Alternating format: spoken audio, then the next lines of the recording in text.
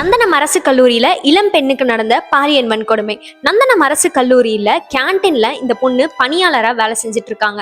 அதே கேன்டீன்ல 3 பேர், கார்த்திகேயன், குணசேகரன், முத்துக்குமரன்.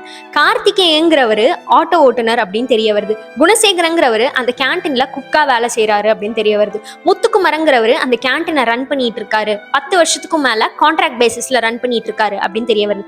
இவங்க 3 பேரும் சேர்ந்து அந்த பொண்ணை செக்ஷுவலா ஹராஸ் பண்ணியிருக்காங்க அப்படின்னு சொல்லி அந்த பொண்ணு கடந்த ஜனவரி 28 சைதாப்பேட்டையில உள்ள மகளிர் காவல் நிலையத்துல கேஸ் ஃபைல் பண்ணியிருக்காங்க. அந்த கேஸ் பிஎன்எஸ் கீழையும் prohibition of harassment of women ஆக்டுக்கு கீழையும் ஃபைல் ஆகியிருக்கு. இந்த கேஸை ஃபைல் பண்ணி அவங்க 3 பேரையும் அரெஸ்ட் பண்ணி ஜுடிஷியல் கஸ்டடி கீழே வச்சிருக்காங்க. அந்த பொண்ணு சற்று மனநல பாதிக்கப்பட்டதாகவும் ரிப்போர்ட்ஸ் சொல்லுது. அந்த பொண்ணை மெடிக்கல் கஸ்டடி கீழையும் கவுன்சிலிங்லயும் வச்சிருக்காங்க.